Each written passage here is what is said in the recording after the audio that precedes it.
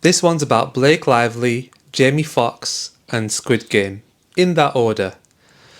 Unless you forget the order, and then it changes. But it should be Blake Lively, Jamie Foxx, and then Squid Game last. So, basically, here we go, guys. It's been a while. Good to see you. How you doing? Blake Lively. So, I heard about her when that interview was going round, making her look bad.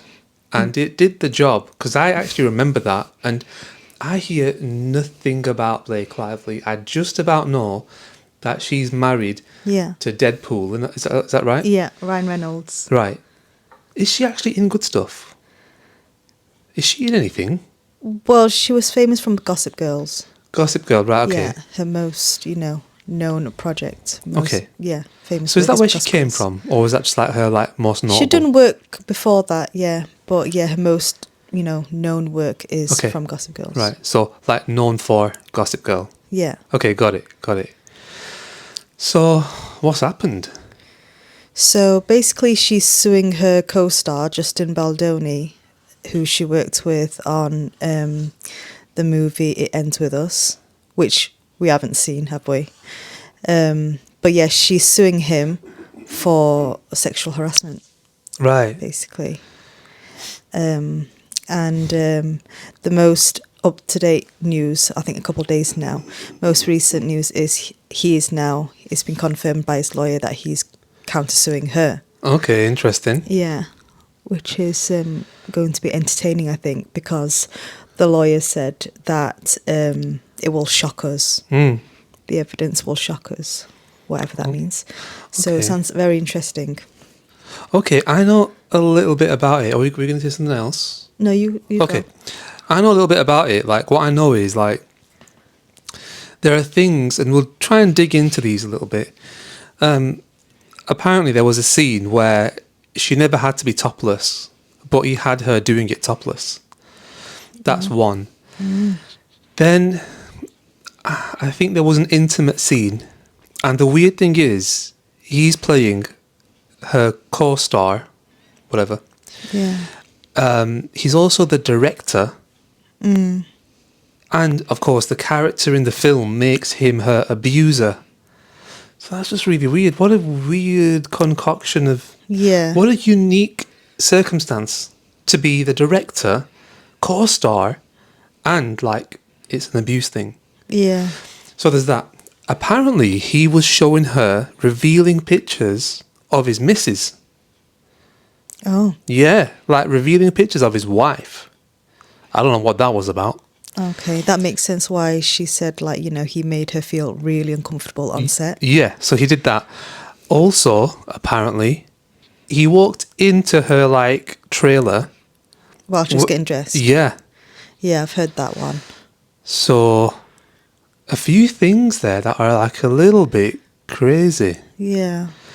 Now, someone said, like, this don't make any sense. Why would Blake Lively make the rest of the film, wait for like 4 months for it to be like out and they're doing press and blah, blah, blah, before she then comes out and starts like accusing the guy?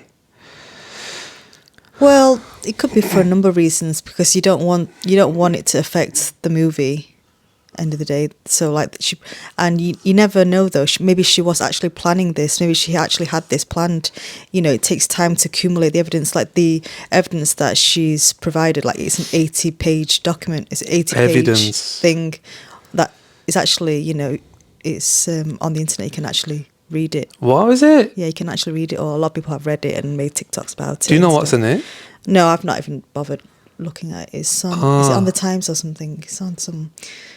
Yeah, it's definitely up now. Interesting that she's actually made that public, made that available. Yeah. She's saying that he's started a smear campaign against her, isn't he? Yeah. Didn't That's he? what, yeah. Apparently What do you think of that? I don't think it was actually him, though.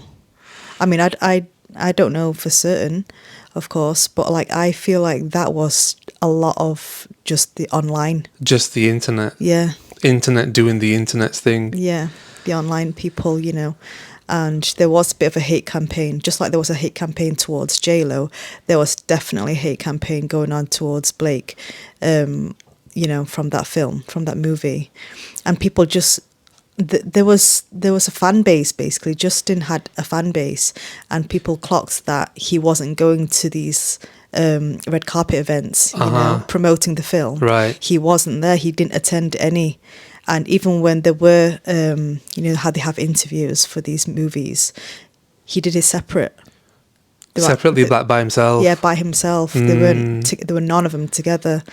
So people already knew like something's wrong. Something's unusual. And they kind of put like two and two together, and they thought, oh, Blake's bullied him.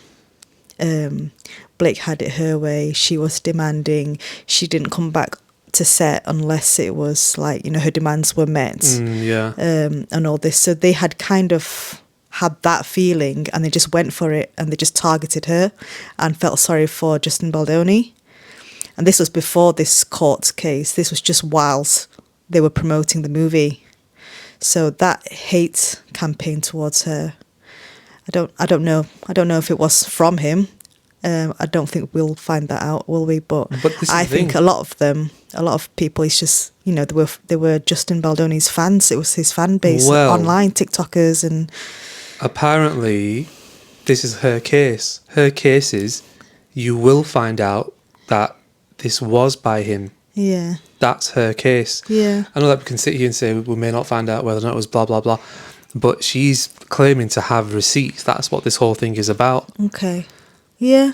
And sometimes it can be provable, like like how the politicians do it, to tie votes in and stuff. But yeah, I guess we'll have to wait and see. It's very. I mean, it could easily be this way, isn't it? Like, he's gone and contacted somebody, some marketer or whatever, some news agency or whatever, to start, or some social media people to start chucking out these videos about Blake, and then they've gone to Blake and gone, look, here you go.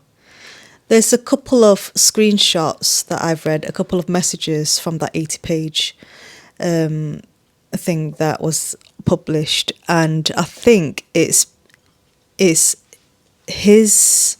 I don't know if it's assistant or PA, it's two ladies that work for him or work with him anyway, Justin Baldoni, and they were sending messages to each other, and they were talking about Blake in a negative way.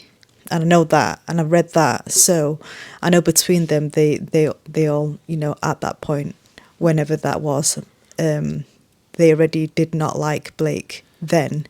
So I don't know. But like a lot of people say, though, just because these screenshots that she's, published, it doesn't mean anything.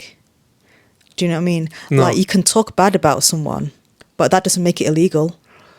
That doesn't mean like he's, you're filing this sexual allegation. Yeah, that's true. I get that. Harassment. I get that. These messages have no relevance. Is it? I don't know if you'll know the answer or whatever. But I've not read a lot of these. Just posing the question here. Go on. Is it illegal then for somebody to chuck out a smear campaign, like throw out clips and circulate clips that paint somebody in a bad light? I suppose that's not necessarily illegal. Yeah. Isn't it? Mm-hmm. To what degree is that even illegal? I suppose, how can she prove it's a smear campaign? Yeah. You know what I mean? How do you prove that? Yeah. But yeah, and a lot of people also said, like, if he did do things that made her feel uncomfortable, on set or off set, that doesn't necessarily mean it's illegal too. And interesting. Like, she's obviously a very confident, she's a strong woman. Yeah. She's very popular. She has status. Yeah. And like, many just thought, like, I just don't believe that she wouldn't have said anything or done something if at she's the time uncomfortable. if she did feel. But then again, you never know, do you? But I think she did do something though. She disappeared. She put her demands in. Yeah. I think she probably did what she could have done at the time, She finished the project, she finished the movie, and now she's suing. Yeah.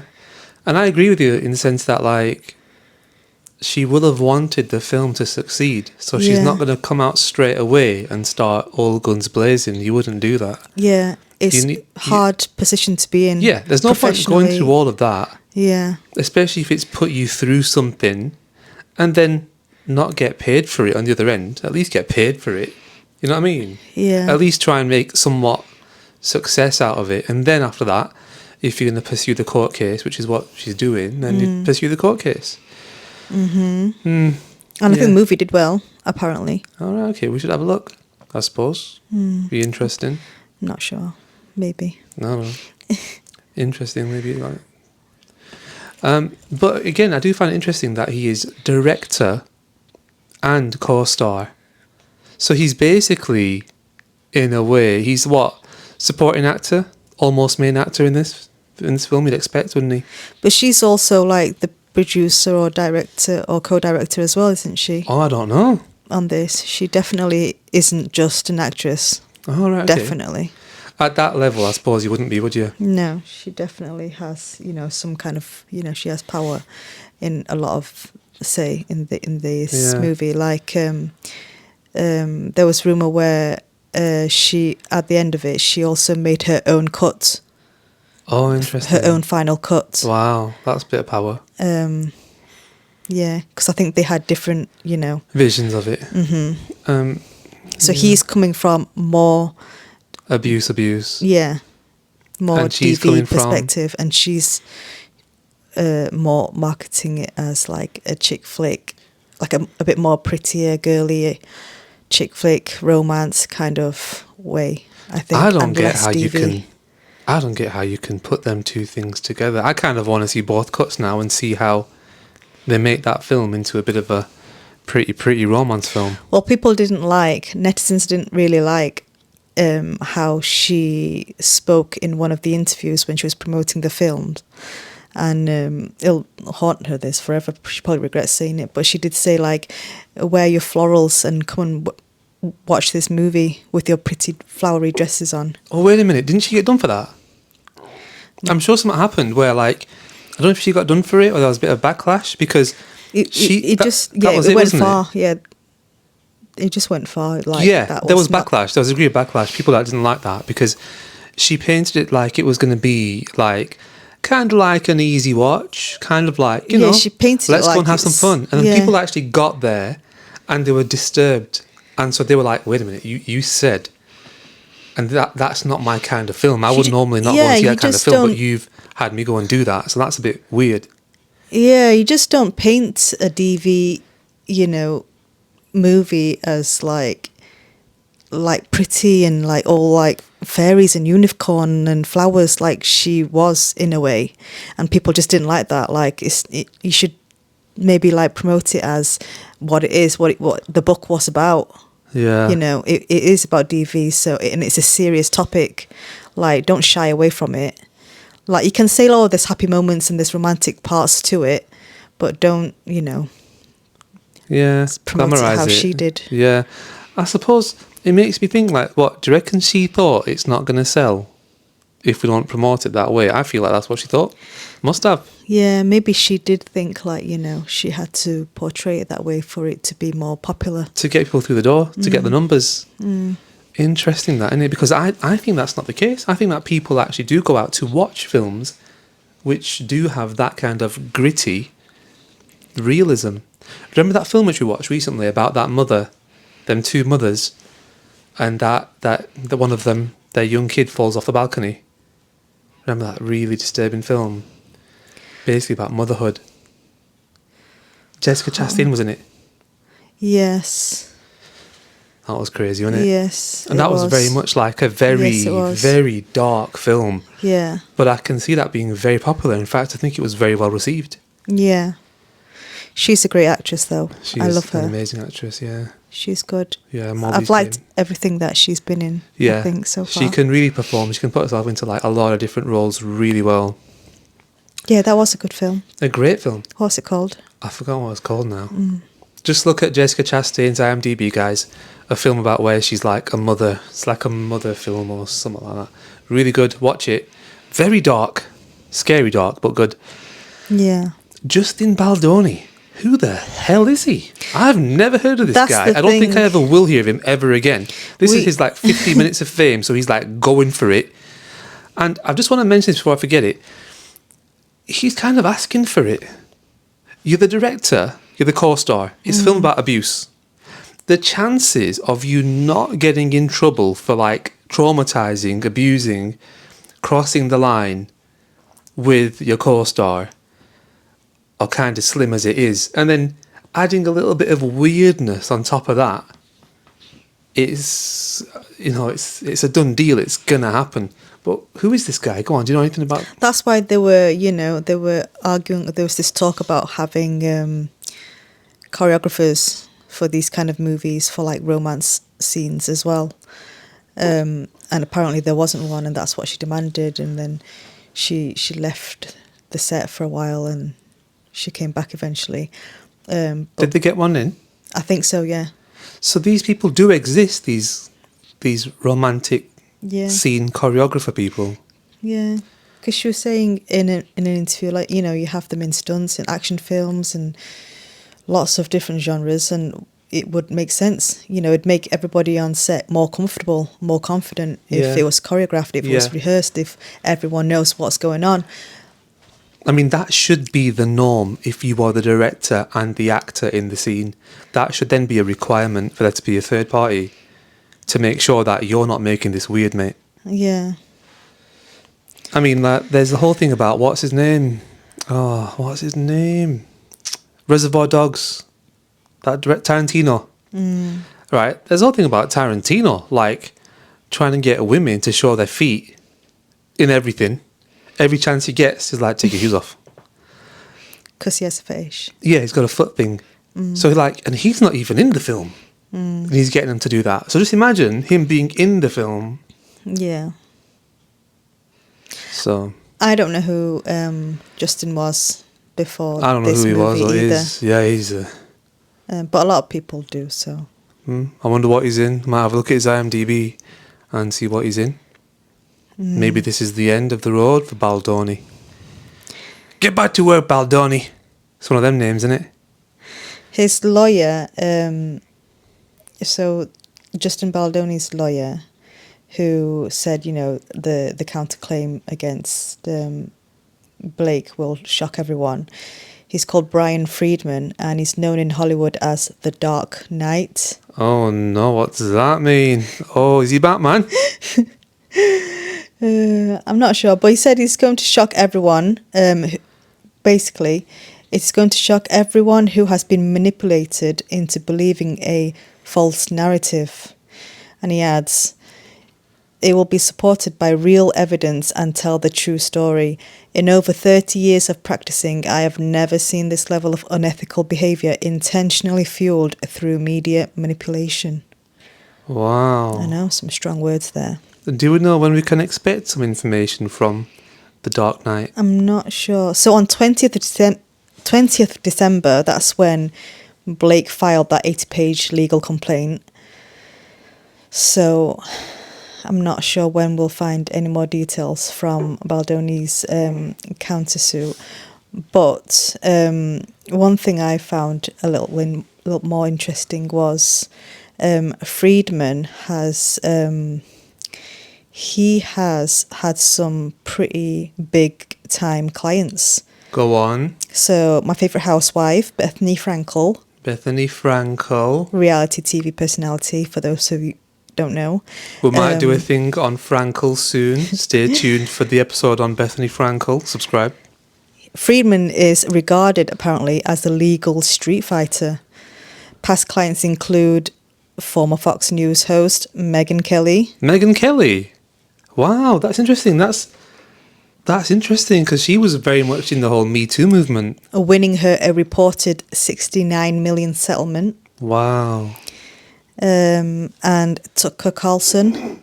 I know about Tucker Carlson. He's like another media. He's like another like a newsy type kind of mogul-y type person. So yeah, and many others. Wow. Oh. He says, if you F with my client, you get what you get. He told Hollywood Reporters recently. Well, that's bad because she must have effed with him because that was probably one of the scenes in the film. So she's definitely going to get what she gets because... Oh, he also represented Kevin Spacey when he was accused and later cleared of sexual assault. Whoa, Kevin Spacey. Mm-hmm. Holy moly. And FKA Twigs when she alleged the actor Shia LaBeouf abused her. He represented Dr. Dre's ex-wife in a spousal support claim. Oh my God. Jamie Lynn Spears in a dispute with sister Britney. Britney Spears' sister? Yeah. Oh my God. And Diplo when the DJ was accused of distributing Revenge P. Oh, I don't really know about Diplo. Carlson, who hired the attorney during a contract dispute with former employer Fox News during the company's litigation, told the outlet, every time I read about Brian, it's like, when are they letting him out of the cage? He's chewing on his own paw. So yeah, he's he's had some successful cases, hasn't he? So this will be interesting. He's like a powerhouse then, really, isn't he, this guy? Yeah. So it makes me wonder who her legal team consists of, really. She's got powerful people on They'll her be good. side I mean, too. basically, it's going to be Ryan Reynolds' team, innit? She's, They're still together, aren't they? Yeah, they're married. Okay, there you go. So she's going to have Ryan Reynolds' backing on all of this. Forget Ryan Reynolds' backing. She's got a lot of backing. Oh, right. To an extent, I feel like she's more powerful than Ryan Reynolds. No. I do. No. I do. She has a lot of... she's very influential. She's influential on the fashion side, and then not just the actors. She's got a lot of, obviously, female celebrities, A-listers, who have obviously come out and said they stand with Blake. Oh, like that Mindy. Yeah, Mindy is one of them, I believe. Mindy, that Indian actress girl. Which is very interesting too, because Mindy was accused of What? being intimate on set without consent with a male actor, actually. A while ago. Yeah, I think so. I feel like I remember this. So it's funny how, And now she's like sticking up for it. She's now on the right side of justice this time. Yeah, contradicting. Interesting. A bit contradicting. Interesting. Mindy, I forgot her surname. Mindy something. She's on the other side now. Wow. But, so yeah, that's the thing. yeah. I mean, so apparently Blake Lively is very well connected. And so She's that well kind connected. of makes people be on her side, if you know what I mean. Maybe, perhaps. Anyway, Yeah. interesting situation. Interesting People to see just where it don't goes. want to, lose the friendship and lose the connections because, she's big time in Yeah. now. She's like, she's very popular. Yeah. You You know what? Okay, who do you believe? See, the thing is, a lot of people have also said, and I also thought this for a long time, like, she was famous from Gossip Girl, right? Yeah. That's how I know her from anyway. And, but yet, like, none of them from the cast of Gossip Girls are close with Blake now. That makes her look like the bad guy. And a lot of people have said that, that is very telling. Very telling. Right, I get it.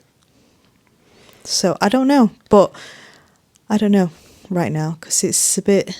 So I have to see his evidence, I guess. You're 50-50. I feel like there will be some things that he has done which he shouldn't have done, because I have read a couple of things and I thought that's a bit weird. Like what? Like I think he's so like one thing I read, I think said something like he might have told her, or like her and the cast, something about his interest in porn or something. Oh. Kind of ties in with the weird wife pictures. Or it was something porn related.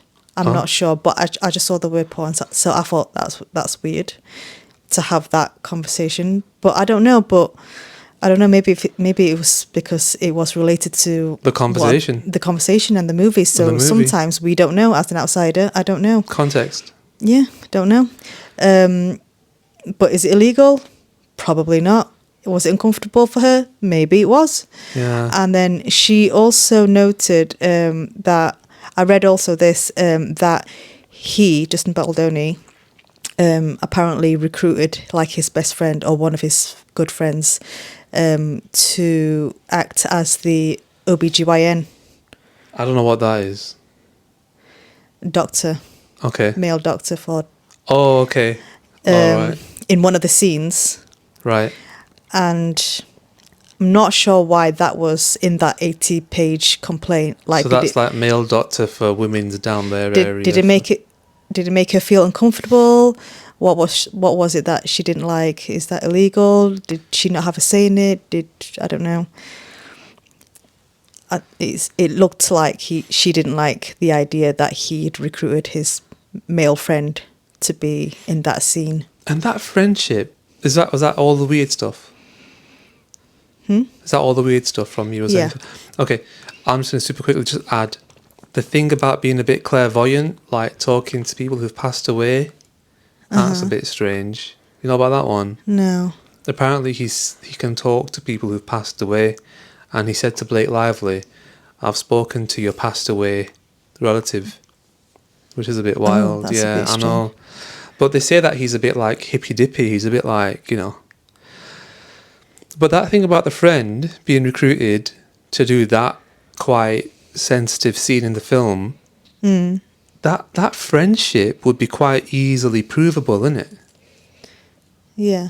It would be, really. I reckon that friendship would be quite easily provable. And for me, even if she just gets that 1 point, that's powerful, because that is weird. And again, it's another reason why you probably do want to have some regulations in place when it comes to being the director and being like in the film. But then I suppose, what if he wasn't in the film? What if he was just a director and he's got something weird about a certain actress, and now he starts getting his friends involved in? Yeah, So that's why I think like there are some actions which are questionable from him. I don't know if it's illegal, and I don't know if there'd be, if that classes as sexual, Yeah, like wrongdoings. Yeah, But yeah, he treads a fine line. but yeah, Interesting. I've got like, there's two parts to me, right? And one of them is like, she's claiming a lot of discomfort, right? And then I'm like, you've got to be really comfortable with a lot of different things to even do a role like that. You know what I mean? It's a very DV role. Yeah. You know that the actor you're acting with is the director. So you already know this prior to going in. You've got to kind of be comfortable with a lot of different things. But does that mean she then loses the right to be uncomfortable with certain things? Of course not. There's still the line of where she is now uncomfortable. Oh, I also think it's quite telling that the author of the book, I can't remember her name, forget it, the author also stands with Blake too. Do you know what? Okay, so I've asked you who you believe, what side you're on. You're undecided? Yeah. Me, I'm on Blake's side. She's won me over. Yeah. I think it is a smear campaign. I think it is. Because for me, it's a little bit... Because, okay, first things first, internet does the internet's thing. It can strike like lightning at the most random time. Yeah. Someone can just go down just randomly. So that is always a possibility. For me, it's a bit like, why has this whole thing about Blake Lively being made to look in a certain way been pretty strong? I mean, it got to me, and I don't know anything about her. And it got to me. Yeah, I'm like, who's Blake Lively? Right. So it's got to be kind of strong to do that. And then that's like kind of orchestrated and, pushed a little bit. And then she's got receipts. And then it's kind of like, there are things like, oh, well, he showed me weird pictures, he came into my trailer. These things, the other staff and crew will be kind of aware of. And I think maybe to a degree they're coming out and saying that, yeah, you're right, he was a bit weird. And then the friend thing is very provable. Like, that's like, you can prove that. Like, I got you straight away there with that one. So she's kind of winning points straight away. But I suppose this is the whole Baldoni case that's going to come out. Like, guys, you've been hoodwinked, you've been tricked. I think a lot of the hate campaign started, basically this video was circulating around. It's an old interview. She was promoting some other film from ages ago, years ago. And you've seen it, haven't you? Yeah, about their pregnancy. Yeah. Yeah, I've seen it. And that... We should say, for the people who haven't seen it, do you want to describe it? She's been interviewed by this lady, European lady. Anyway, she basically, the interviewer congratulates her, doesn't she? Right. Because she's pregnant at the time. Okay. She was pregnant at the time, Blake was. And I can't remember exactly what the words were.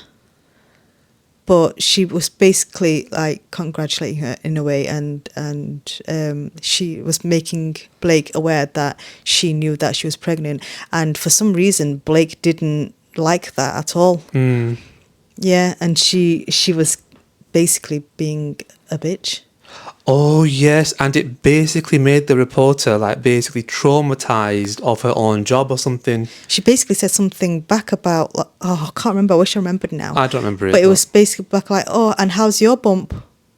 Oh, yeah, and she wasn't pregnant? And not only wasn't pregnant, but we also found out, because now it's been resurfaced and, you know, people have actually gone back to that interview recently. Yeah, recently. This is like 10 years ago or something, maybe not 10, but a lot of years ago. And people have gone back into it like within the last like few months. This makes it even worse. The interviewer now, she said, not only was I not pregnant, I also like, she can't conceive or something like that. Wasn't able to, had her own struggles. Yeah. You know, so that was like mad coincidence. But yes, from that interview, you know, that's got resurfaced. It painted her even worse. Yeah. Recently. Yeah. So with this whole Justin Baldoni thing, everyone just straight away took sides. But yeah, I'm going to be on the fence for a little while until I see Justin's evidence. Yeah, he did some questionable things, but given what we know of Blake, or what I know from Blake, I guess, from interviews and just how she is in general, I think. Yeah, so I'm just going to be on the fence for a little while. Yeah, safe place to be. I get it. It makes total sense. And there are things, I mean, Blake isn't like, in my opinion as well, like scot-free or like, you know, issue-free, because the whole Gossip Girl people not really being close to her, of course, massively telling. That interview, like, that's massively telling. Like, that does not win you any points. In fact, massively the opposite. Was it a bad joke? Were you just saying, how's your bump as a joke? What was that? Why were you striking back like that in the first place? What's going on the inside? What? She was just congratulating you, and then you went mad for it. You know what I mean? Strange. There's been rumours in, like, for a while that, you know, she's hard to work with. People have, like, female co-stars have said she's hard to work with, and they've not worked with her since. Apparently one of them, I'm not sure how much I believe this one, Anna Kendrick. I don't really know much about that. Who worked with her on wait a minute, the singer one. That thriller movie. The singer one, right, yes. Yeah, thriller movie, I can't remember what it's called, but we've watched it. Not Scream. Well, we haven't really seen Scream. No, she's in that singer girl. Yeah, I know what you mean. Yeah, apparently, I don't know, but apparently, like, she did not enjoy working with her. Interesting. I find it more interesting because it's like, this is like 100% opposite direction of our image of Ryan Reynolds. And I'm like, how do you two get on? What's going on? Have you got maybe a you bit of a thing? He's going to get some splashback off this, because obviously I'm thinking that. I'm like, wait a minute, how do you two work? If she's this way, how are you two like a thing? You know what I mean? Or is that No, I don't know. I just think it's all a facade. Like I think they give me the ick. Both of them. Both of them is like together. Yeah. Interesting. And like she's obviously like, and she's like best friends with Taylor Swift, and they just give off mean girl vibes. I'm just not a fan really in both of them. But obviously that mean girl vibes doesn't warrant, being sexually assaulted or sexually harassed. It doesn't warrant any of So it, it doesn't of course, mean of course. anything. So still on the fence for me. Yeah, fair enough. And I can see the link between her and Taylor Swift. Like, I can see them like being very. They just look like the same kind of like crew, if you know what I mean. Do you know what I mean? Yeah. They look like typical popular schoolgirl Yeah. crew. Netizens have also said like she gives me Amber Heard vibes Yeah, I can see in what this you mean. case. Yeah, I get you. For me, in the sense that I didn't know nothing about Amber Heard and I don't know anything about Blake Lively, so I'm like, okay, same box, that's fine. I guess we'll have to wait and see. Yeah, I guess we'll see which way it goes. Sounds interesting. I want to see what Baldoni's going to come out with, and we'll go from there. Yeah. Yeah.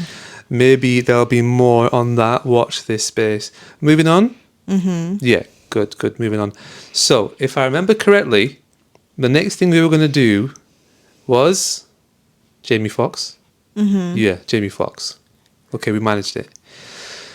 So, do you know why Jamie Foxx is called Jamie Foxx? No. Well, let me just start off there then, guys. So Jamie Foxx, he started doing stand-up in a time when it was hard for people of his complexion, that's me putting it gently, in a time when it was hard for people of his complexion to get onto the stage, to get in front of the camera, to get your name out. It was a tough time when Jamie Foxx started doing stand-up, right? And so he had to think of ways to get himself on the list, let's say, to get on stage, right? There were situations where people with names which would reveal their like identity, their ethnicity, those names would get crossed off the list. They wouldn't get a space. So you're not doing any stand-up. And if you're not doing any stand-up, then you're not going to get your name out there.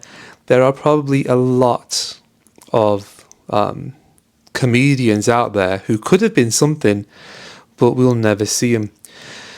So, Jamie Foxx had a very clever idea.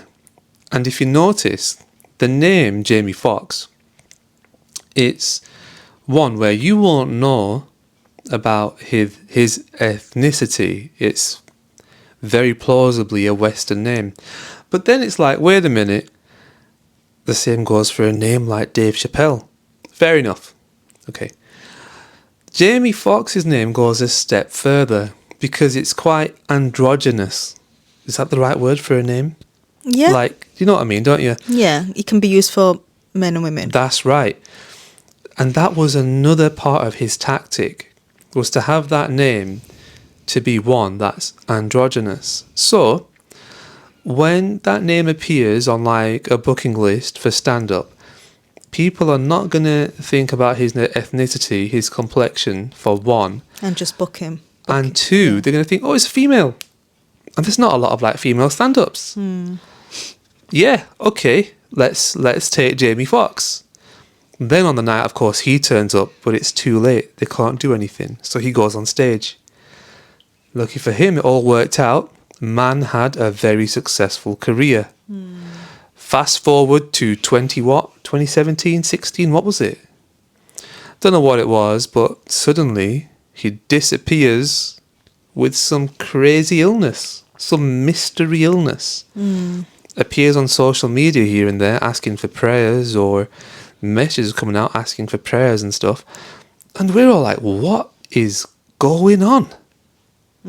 Like, what is going on? The strangest thing for me is, like, when he came back from that illness, did you think he looked like he'd been ill? Or do you think he was trying to look like he'd been ill? What you mean on the show? No, like, we would see a random clip here and there, right, when he'd be like, I don't know, standing in a corridor or something. Yeah. And he's like basically showing that, oh, I'm back, Yeah. but thank you all for praying for me. Yeah, he looked ill. He looked ill to you, yeah? Yeah. Okay, to me, I don't know, I can't see it, you know. Oh no, he looked ill to me. He looked a bit like washed out, a bit pasty. But it could be just bad quality photos, I don't know. Okay. But yeah, he didn't look well to me. Okay, fair enough. So anyway, so that's that, right? We give it what? How long has he been all right for? How long has he been back on the scene for? About a year? 2 years? I don't even know how long it's been. It's all been a really weird blur, right? Anyway, he comes back on the scene and it's basically after Diddy goes down. And when Diddy's gone down, there's like a lot of things coming out about Diddy, and one of those is that he like attacks people biologically, right? Can cause certain illnesses which can take you to your early demise. That's some of the allegations that are being put towards the guy. It was only last year, you know. Was it only last year? I was trying to work out. Yeah, you said 2017, 18 or something. Yeah, I don't know. That's why I was just saying that. I don't know when it was because it was just all a bit weird, really. Just last year, was It it? was just last year. Okay. And how long was he gone for? A year? Probably just under. Interesting. Okay. So, so Diddy, the Diddy link is like in place because we know that Jamie Foxx has got links to Diddy. They've been to parties and stuff together. There's interviews where where Jamie Foxx talks about parties with Diddy. There's the whole conversation. So there's no like getting away from it. There's no speculation here. They definitely had a connection.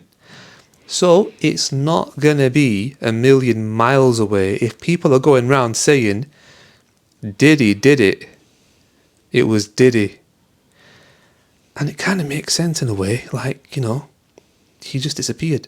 Of course, the biggest question is, why would Diddy do it? What's the reason? Because, I mean, Jamie Foxx took Tom Cruise's wife away, not Diddy's. You know? Jamie Foxx saved what was Tom Cruise's wife called? Her from Dawson's Creek. Katie Holmes. Casey Holmes. You know, Jamie Foxx saved her from Scientology. He wasn't taking nobody from Diddy. So what's the story? Why would Diddy do it? And this was the whole thing. Some people were saying, of course, that when Jamie Foxx came back, he was a, say it with me, clone. I don't believe in the clone thing. Like Kanye is not a clone. No. You know. No. Diddy, they were saying that they arrested the clone. Jamie Foxx is a clone. Where's the photocopier? Where's the real Jamie Foxx then? Who's photocopying these people? Where's the microwave? So no clone. But I still think that the Diddy thing is a possibility. That's even after seeing the stand-up, and that's what we're going to talk about. So, it comes back, speculation's going round, did Diddy do it? And let's be honest, Jamie Foxx doesn't stop those rumours going round, does he? He lets them go around for a bit. Yeah, he lets it simmer. Yeah, he lets some of that seasoning going on there. What do you call it when you put some seasoning on food and you leave it for a bit? What do you call it? Marinate. Marinate. He lets it marinate. That's what he does. He knows that there's some money in this somewhere. And then what does he title his stand-up? Can't remember. He might as well have just said Mystery Illness. So he titles the stand-up What Happened Was, because he knows everyone's thinking, what the hell happened? What happened, Jamie Foxx? What the hell happened? And he's like, well, I got some millions I can make out of this. And that's what he did.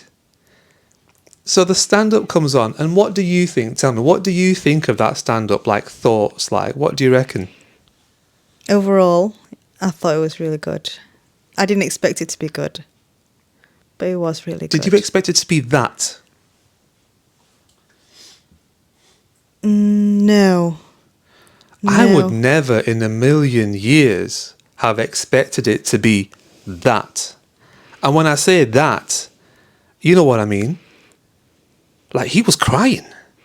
Yeah, it was real, wasn't it? It was, obviously it was going to be emotional. It was emotional. It was just really real for him, and it was just really touching, but it was also funny at the same time, and it was very him, actually. It was very him. Because he's like an emotional He person. laughs through the pain, and that was one of his messages, wasn't it? Yeah. No, it was good. It was good to see him back. Oh, and he's doing well. He seems to be doing well, and he's got a movie with Cameron Diaz.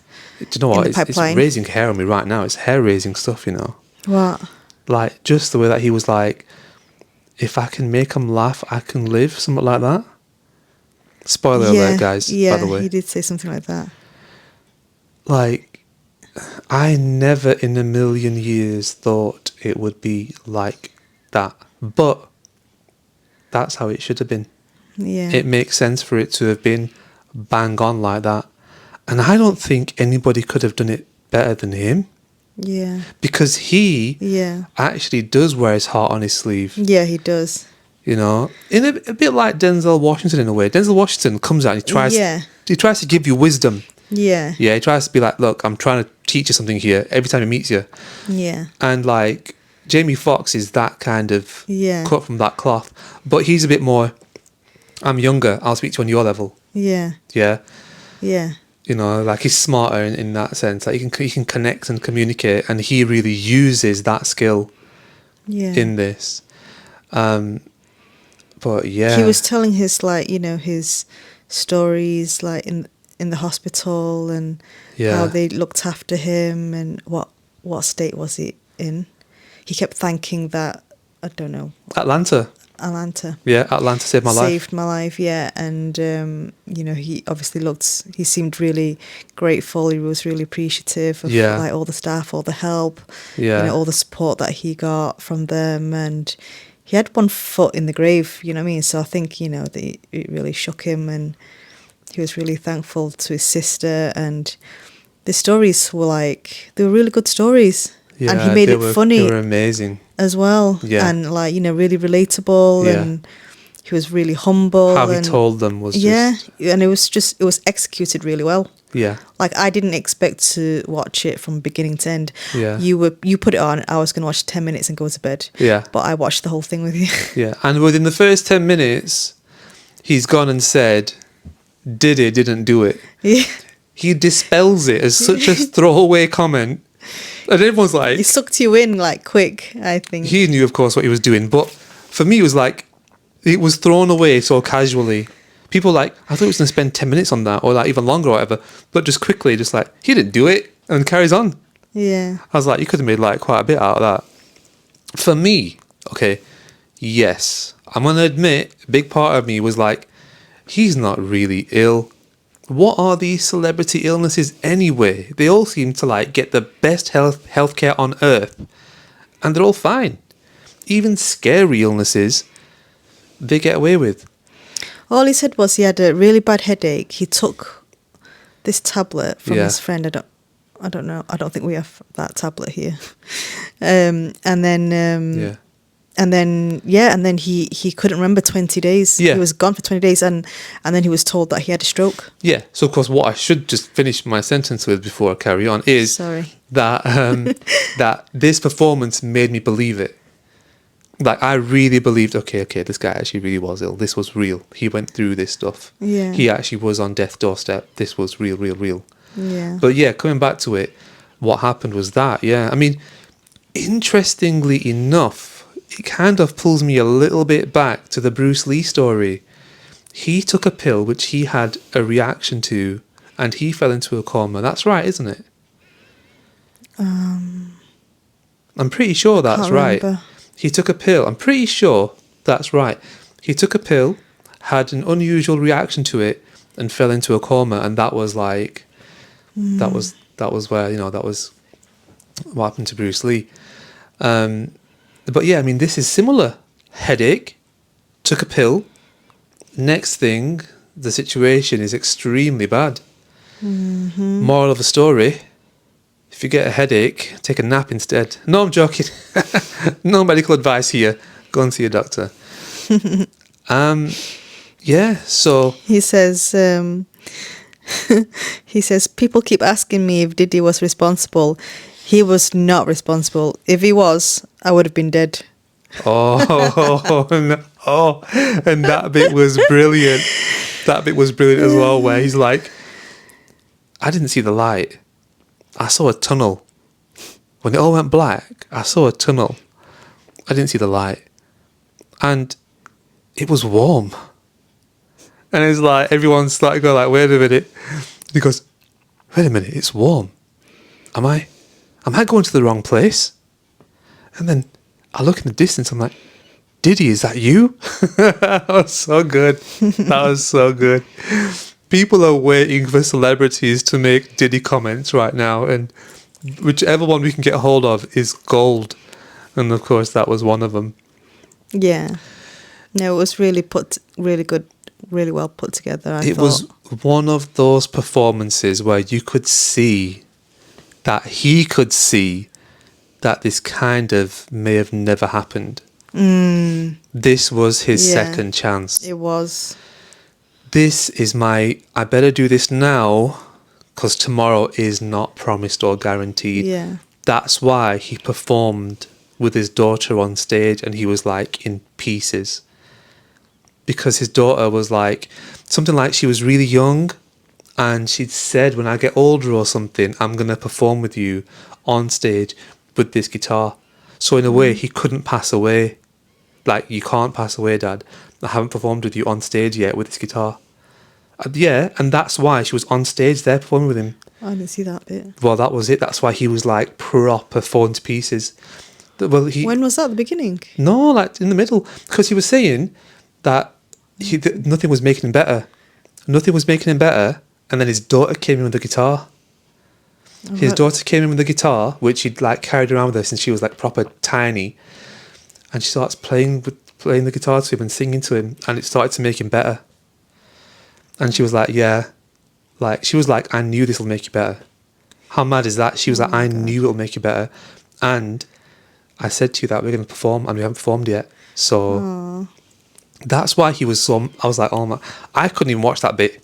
I was like, oh my God, I can't watch this. So sad. That was crazy. Yeah, it sounds like his daughter and his sister did so much, tried so much, tried so hard. But yeah, he couldn't even walk, could he? That's what I find amazing. Yeah, he couldn't walk. And now when you see him on stage, you wouldn't think that he had a stroke. Yeah. He's quite lucky in that sense. He's very blessed. Extremely. Yeah. He couldn't like walk. He couldn't talk right. Yeah. Because a lot of times, I've got family members who's had stroke and the speech doesn't come back. This is what I mean by like celebrity illnesses in a way. Sometimes it doesn't come back, you know what I mean? So like there was no like speech delay on his show. He did really well. Yeah. And he was walking. Yeah, his hand-eye coordination was all there. So yeah, and funny. He was funny. He was funny, he was quick, he was on the ball. He controlled the pace and he's so doing well. a movie now. Yeah. So he's done really well. Yeah, like he's back. He's back. And you could tell the audience missed him as well. The audience loved him. They loved him. That was very church. That was a very nice welcome back for him. Yeah. Yeah, he was emotional like through and through. Yeah. That was like amazing. They do love him. It was really interesting how like he had to drop his ego. He was battling his ego. Because when he was in hospital and when he like come back to the realization of this is me right now. This is actually happening. And he kept on saying like, no, this doesn't happen to Jamie Foxx. I'm Jamie Foxx. This does not happen to Jamie Foxx. And then that one nurse came and she went, listen, you got to drop the whole Jamie Foxx thing. You got to let that go. Because this is real. This is happening. And then that's where it started like dawning on him. Interesting, isn't it? The whole battle of ego. Really, really interesting. Extremely well performed. And I just love how he did it. He did it just right, how it was supposed to be done. And it was his daughter as well at the start who introduced him. Oh. So he's close to daughters. Has he got any boys? He must have. I don't know. I'm not sure. No, I don't know. But I know he's close to his daughters, and I know that he's like propelling them into things. So, you know, as he would and should, I suppose. But yeah, really good performance. And that was funny. How they were like, that's not Jamie Foxx, that's a clone, after he came back out. And they saw him at a shop, that's a clone. They saw him here, that's a clone. And then they saw him with a white girl, and they go, that's Jamie Foxx. I love that. That was brilliant. Then he goes, no more white girls. No more white girls. I'm back Atlanta. All this lot. That was brilliant. Honestly, really well put together. But yeah, for me, that basically covers that. I'm glad he's back. He's versatile. I like his music. His singing was bang on. Did you hear his singing? His singing was really good. He needs to do more singing. I've heard bits. I've heard him sing in the past before. I think that I need to hear more of his like music, because he got like an actual R&B career somewhere. Was he ever an artist? Because he can actually sing. He was hitting some high notes. Yeah, he just liked to sing, I believe. He can sing. He was in the last thing I watched him sing was a long time ago though. Movie-wise was Dreamgirls. I've not seen that. Yeah, that's him, Beyonce, and Is he good in Jennifer that? Hudson. Good singer in that. All right. Yeah, He did alright. the Stevie Wonder film.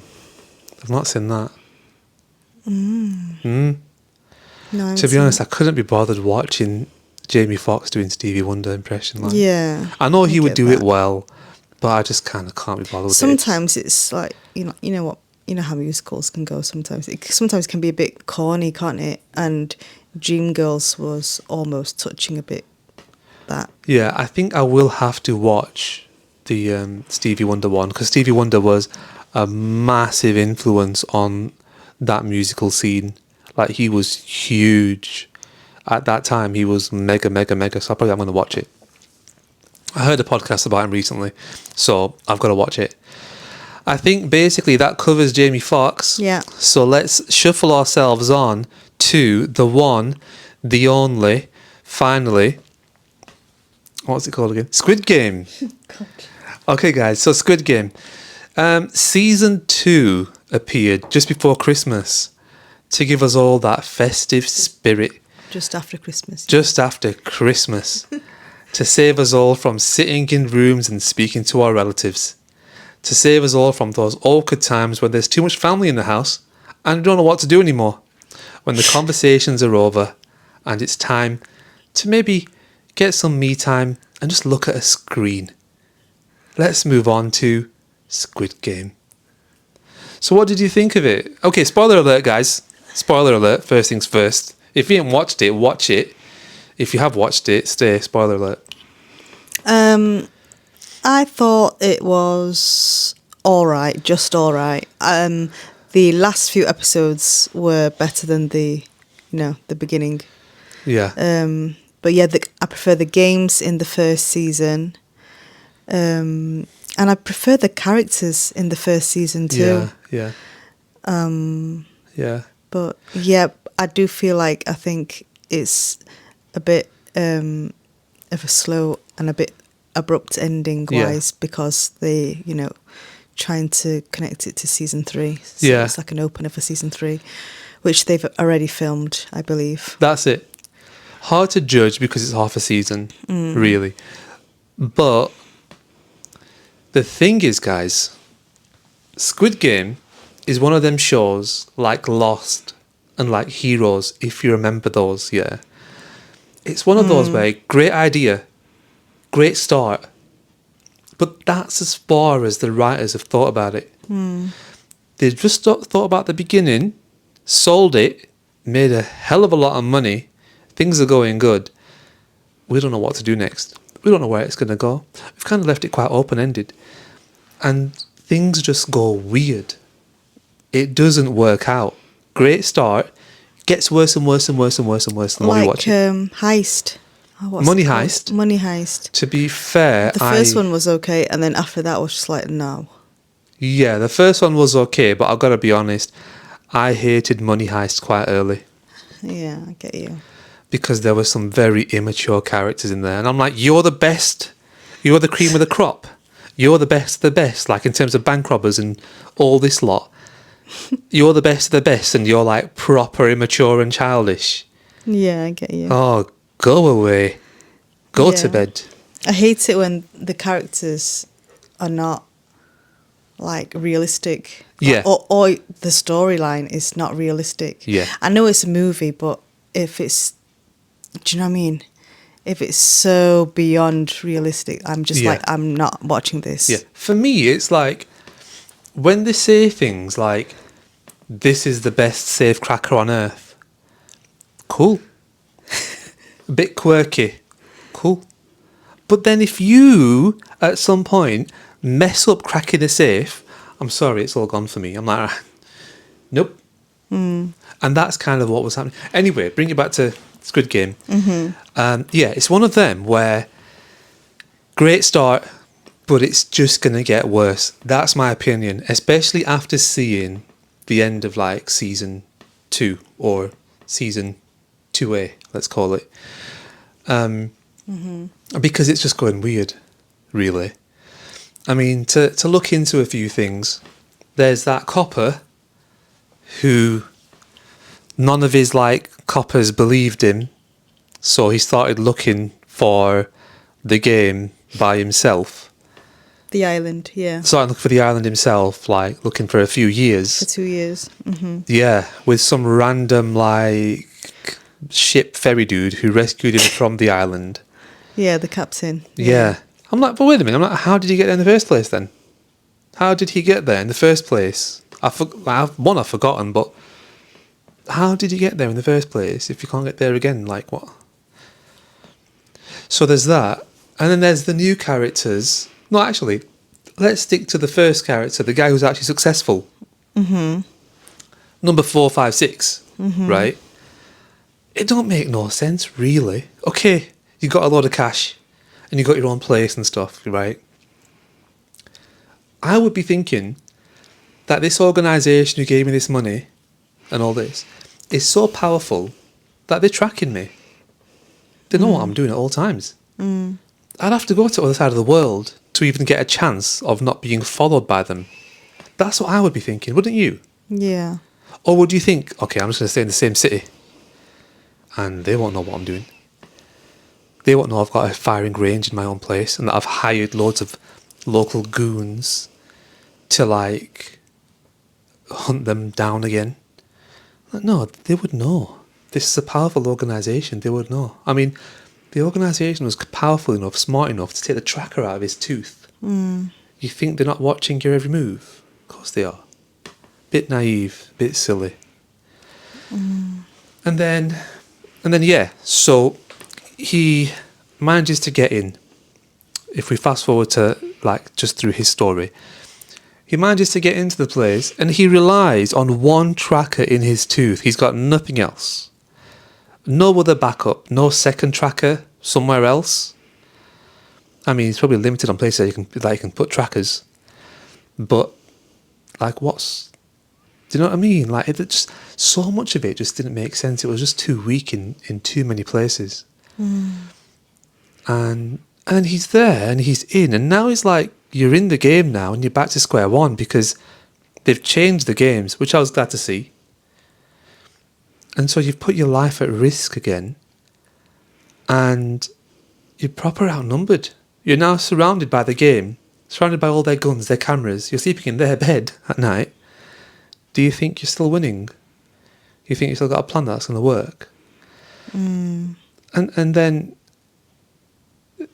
that guy, number 1, who is like the front man, the guy who's running the games, and he's the boss. dude. Yeah. Why would you put yourself in the game? Yeah, argument like, yeah, okay, to make yourself closer to 4, 5, 6, Yeah. to have a bit of a conversation with him. I get it. But at the same time, there Befriend him, yeah. But at the same time, there are so many variables. You're surrounding yourself with a bunch of random people. Any of them could have killed number 1 at any point. It's not Yeah. as if the guards were physically close enough, really, to like kill someone before they kill him. You know? Yeah. But I think they tried to portray him as like someone who can look after himself really well, though. Like Yeah. how he killed that guy in that room. Yeah, yeah. He was taking care of himself, wasn't he, pretty well. Ruthless like that. But yeah, still weird, still questions. Then I've got the recruiter guy, the Dachi guy, the guy who recruits you at the platforms. Okay. Yeah. So there's him. And I wanted to know more about his story. He talks about how he was brought in. And he was brought in as like basically a killer. And at one point, he had to like, the job came to the part where he had to like kill his own dad. And that's a bit wild.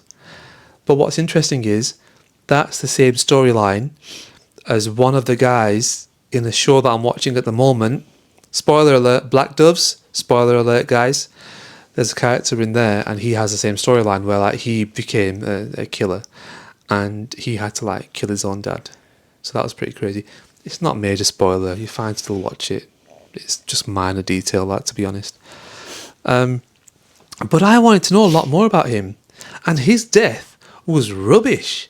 Russian roulette to kill that guy, who was actually quite a really cool, mysterious character. They should have kept him alive. Even if he goes away as a loose end, I would have rather him been a loose end where it's like he's gone and we don't ever really find out about him. Or maybe we'll get a clip somewhere at the end which like explains his story. But to kill the guy in a Russian roulette game is just stupid, in my opinion. It wasn't even like that tense. And by the way, the show did do a good job at building tension, considering that it's like second season, and we've seen some things like the whole red light, green light game. They were still good at building tension in that situation, in that whole thing.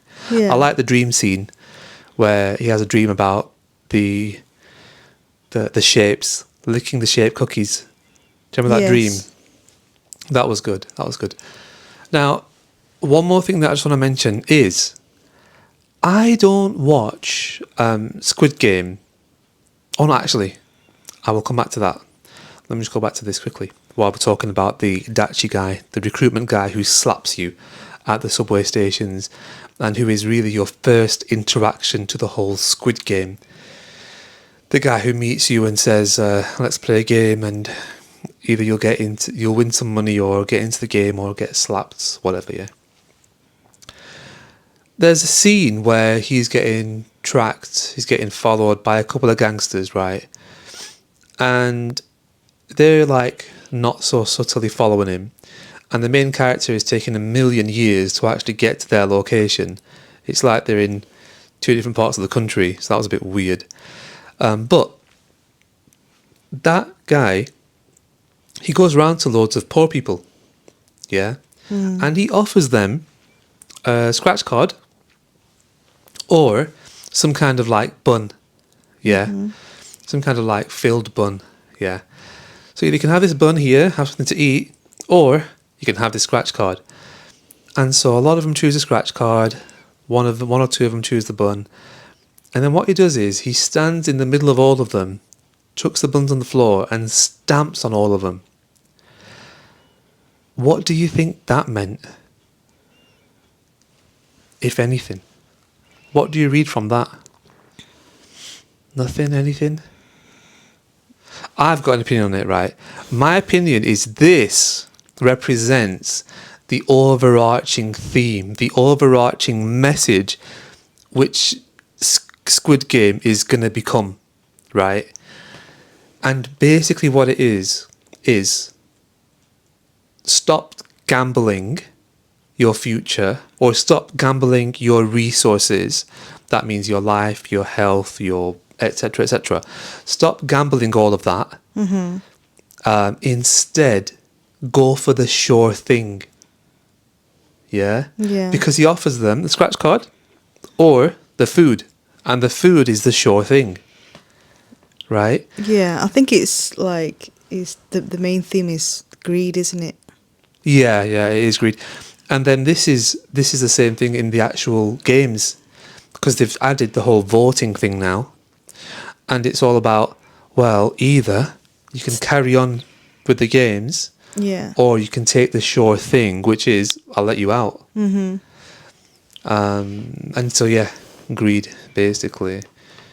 But I mean, like, it's weird because they're preaching the whole thing about don't be greedy to people who are already in a very sensitive situation.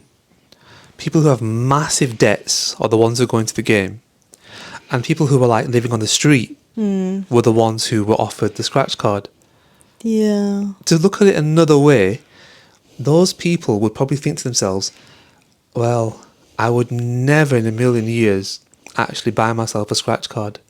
That to them would probably be like top level luxury. Yeah. If they got any pennies, that's going to go towards food or something sensible. So on this one occasion, there's a scratch card right in front of me. I'll take it. Whereas that guy's like, not even in that situation should you take the scratch card. But equally arguable, isn't it? Always make the safe decision. Every single time. You know what I mean? But yeah, I feel like they're pushing that message, and they're going to push it much harder in the second half of the second season. That's what the guy's going to say. See, I offered you guys a way out after every single game, and what did you all choose? Like that. It's going to go down those kinds of roads, basically. Okay. Yeah. What do you think? Well, why do you think that they added the whole voting thing and that? What do you think? What are your thoughts on the season or series? Any favourite characters in that? Anything? I didn't like the shaman woman. She The was shaman, yeah. annoying AF. Yeah. She was a bit OTT, really. Do you know what I Not think she is? realistic. Do you know what I think she is? Right. I think she is a device used by the writers to allow the writers to just say whatever they want to say. Because she can say random things and it fits in with her character. But these are things which the writers just want to say. Okay. Yeah, like, you were not supposed to live this long, blah, blah, blah. And or it's relating to foreshadowing, where she can say things which, like, will come true later on. Just be like, Yeah. I get it. It's weak. But it's still annoying. Yeah, it's a sign of, like, things going a bit weak, in my opinion. I like the mother and son duo. Oh, yes. That brings me on to a point. They were good characters. I'll come back to it. You know, pulls on the heartstrings a little bit when there's a mom and son. Yeah. Or mom in general. Who else did I like? Weren't really bothered about that couple, the pregnant girl and the boyfriend. Weren't Same bothered here. about them. I didn't care about them. Didn't feel like they were that important or good acting. Nah. You know the rapper dude that died. He was rubbish. So in real life, he's from a K-pop group. Is he Korean? Called, yeah, they're all Korean. Oh, they're all Korean. Why for a second did I think they were Japanese? I don't know why. For God's sake. I don't know why. Right, he's K-pop, right, okay. Big Bang. So he was like the rapper from Big Bang, hence why he couldn't control himself and did a bit of rapping and dancing in the show. Very But cringe character. Yeah. So apparently, you know, what's his name? I can't remember the actor's name now, but number 456. Oh yeah, the main 456. guy. Yeah. So, apparently in real life, he is like really close to that rapper dude. Oh. So that he kind of like got him on the show, kind of thing. Oh, he shouldn't He's have. kind of apparently like he's one of his like, you know, like in the celeb world, like his father. All right. Like, it helps him get jobs or whatever. Okay. So he got him on the show apparently. As much as I didn't like him, and his acting was cringe, he had, in a way, some of the best scenes. Like I like how it looked visually when he was clearly high, and skipping through red light, green light, and it was slow motion. It added a level of like surrealism to it, and I like that. That was a little good accent to put on the show. Yeah. Now, I guess you need like different characters in the show as well. yeah, yeah, Do you know what I mean? Like there's A real- hundreds of them. They can't all be just like a zombie and sad. yeah, a real variety. They brought it up to date with the whole Bitcoin thing. That really brought it up to date a bit more. Yeah. Yeah, and they had a bit of they had a, was she transsexual or Oh yeah, she was. Yeah, she was. And actually a good character. Yeah, Interesting she story. was. She was a military sergeant. yeah, she was. It was very well performed, as a matter of fact. Like how that was done, like that could have been done badly. That was one of the better done things in the show. Like even how that was seen by society. Like the mother, the old lady, how she was referring to it, and someone's like, "You can't say them things." So the comments on that were like just interestingly done. It's kind of a bit of a fine line, but they did it well. Yeah, she was good. It's got more to come. It's got more to come. She's a massive scene right now, isn't Yeah. she? So she's waiting right now with all the guns in the world, and the bad guys are there in the room Yeah. with them. So that is waiting on an interesting cliffhanger. That scene. Yeah. I actually liked how that was quite realistic. Yeah, one of the most realistic scenes actually for this season. I don't know what the guy's called, but he was supposed to grab all the Oh yeah, grab all the ammo. ammo and go back and, Yeah. you know, help him kind of thing. Yeah. But he grabbed it and then he heard all the shooting and he just Yeah. stayed. Yeah, That was quite realistic. that was really good. Yeah. That was like shell shock, like Yeah. trauma, flashbacks, that kind of thing. Like Yeah, it was just interesting in the because he corner. was like an actual military character, so it makes you think like, has he been through that? Has he got memories of that? Yeah. So that was good. I like that. Yeah. That's realistic. Yeah. But yeah, I'm not too bothered about the sniper girl, number 11, Same. shooter girl. I don't know. I don't get it. It's very weird and confusing. Like, Yeah, I think like it's, you know, I think we're supposed to, as audience, I think we're supposed to warm up to her by now, but I'm not very warmed up to her. this is what I was going to say. One of the things I was going to say, you got to remind me about the mother and the daughter, yeah? Mother and son, sorry. Remind me about that, right? Now, what I was going to say about the sniper girl, number 11, is, well, firstly, why have they got numbers? Like, why have they got numbers? Fair enough. Her story and well, the thing about Squid Game is I see it as very much an easy watching entertainment type show. I don't want to be sitting there looking at meanings and reading into meanings. Yeah, that's not the type of show for me where that's the thing. It's supposed to be games that are interesting, like action, and that's where we are. Not looking into details and trying to piece things together. Not especially outside of the main character and the main story arc. No, don't work. But apparently with her story, we were supposed to piece things together. Like, for example, that little child gives her a drawing and then she burns that. At the same time, well, just after she burns it, she accepts to go back into the game for like another round, another season of it. Apparently that's supposed to mean that she was cutting off her like sensitive I side. would have got that. I wouldn't have got that. I'm like, I ain't even looking for that, let alone get it. No, I think that was quite a simple one. Like I think I fell asleep at that scene, or I went to the toilet or something. But if I saw that, I knew that what that meant. So, and there was more to it. Like, apparently, well, okay, so we did get that she's from North Korea. We got that, and she escaped North Korea. Yeah, but not just that. She like killed her entire.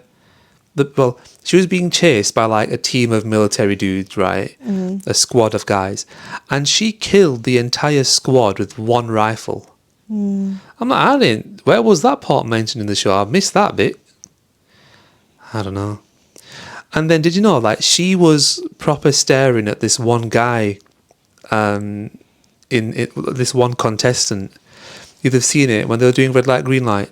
She was staring at this one contestant, 246. And I was like, why is she looking at 246? What's going on? Why is she 246? 246 was the father of that little girl. That little girl who kept like walking away, disappearing.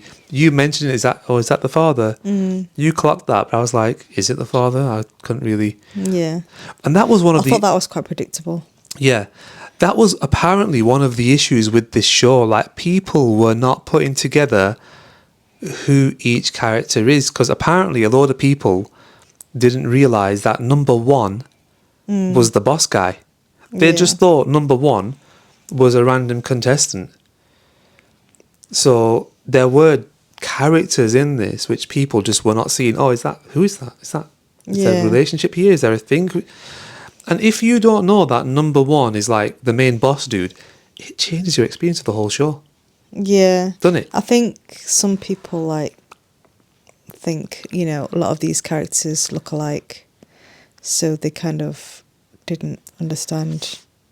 So, I mean, should the show take that into consideration and make people look more distinguishable? No. No? No. I think if it's a widespread issue, then yes. But you don't know until the season's over, do you? Yeah, no. It's not their fault you can't distinguish between the characters. I don't actually think they look alike. For me, it was just 246. I was like, what is going on with 246? I don't understand who this guy is. I don't know why she's looking at him. And I was just waiting for them to tell me what's going on with 246. They probably could have done with a bit more flashbacks than for that scene. You know what I mean? They should have actually flashback, but they didn't do a flashback at that point. At that point, yeah. If that probably would have helped. That would have fixed it for me, actually. That would have worked. Editing issue. Yeah. But yes, yeah.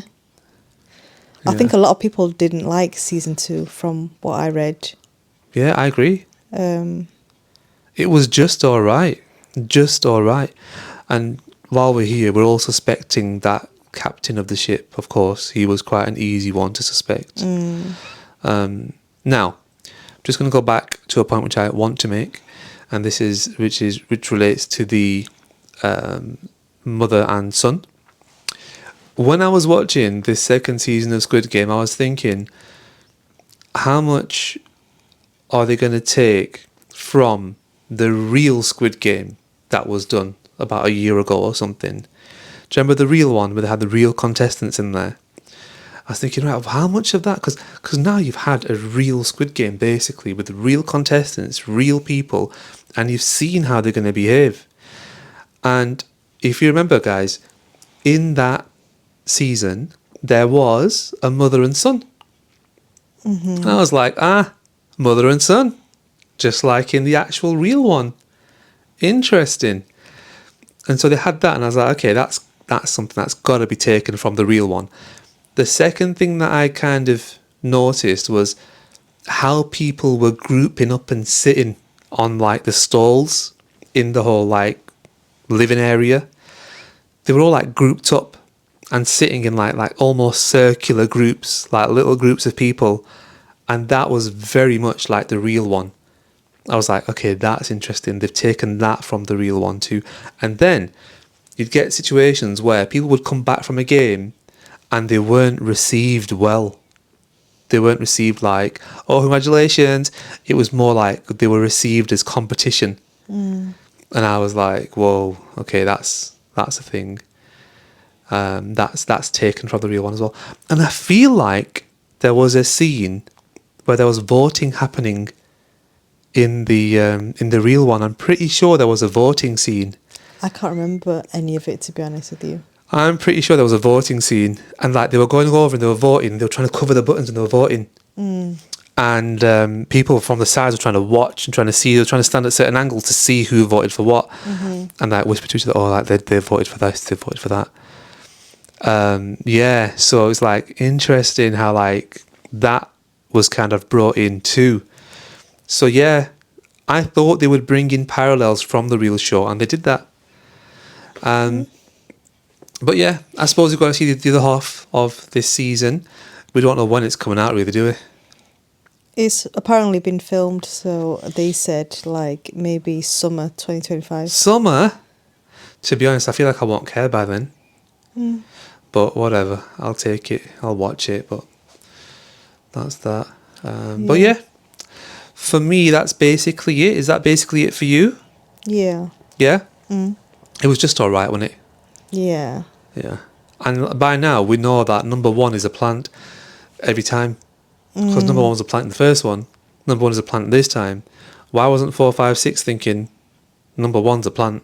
And they didn't. Well, they haven't explained yet. Anyway, what's the relationship between the old number one, as in the old man who died, and this boss man, this new number one now? Yeah. Like, how did he pass the torch? Yeah.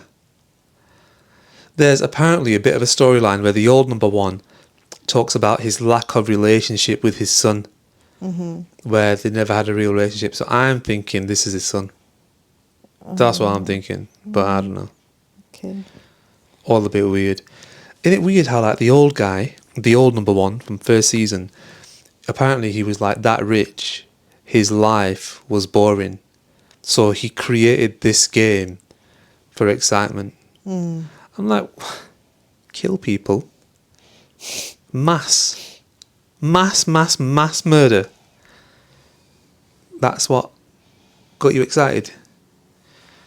Yeah. Come on. This is the thing. They're going to really struggle to explain it all, to make it make sense. Especially justifying that level of like mass attack. They're going to struggle to justify that, and to make that make sense, that's going to be like, no, this ain't going to make sense. No matter how they do it, it ain't going to balance it out. It's going to be a bit off. So, should they try, really? You know? Anyway, I'm going to call it there. You done? Yeah. Everything covered? Yeah. Okay, cool. But, last thing. There was a bit of a Korean female star that came out of the first season, wasn't there? That girl who came out and she was a bit famous-y. Do you remember? Don't know if you remember. But there was one of the female characters got quite far, and she was a bit like, she got like quite fame and stuff, blah, blah, blah. The model. Okay, that's the one. Yeah. She was a model, and she acted as one of the last three. Yeah. In the last season. Yeah. And then like she basically came out and like smashed it, which would make sense because she's like big time show. I'm curious as to who's going to come out and smash it from this season. Like, who are the new like big stars going to be from this? I feel like they're all quite big. Already? Like the main ones are quite big. Or fairly big anyway already. Yeah. Like, I mean, now they're bringing in stars like K-pop guy. But yes, we'll call it there, guys. Thanks for watching. Thanks for listening. Those were 3 pretty current topics, I'd say, covered right here and right there. Yeah. So like, subscribe and share, guys, and we will catch you in the next one. Take it easy and see you later. Bye.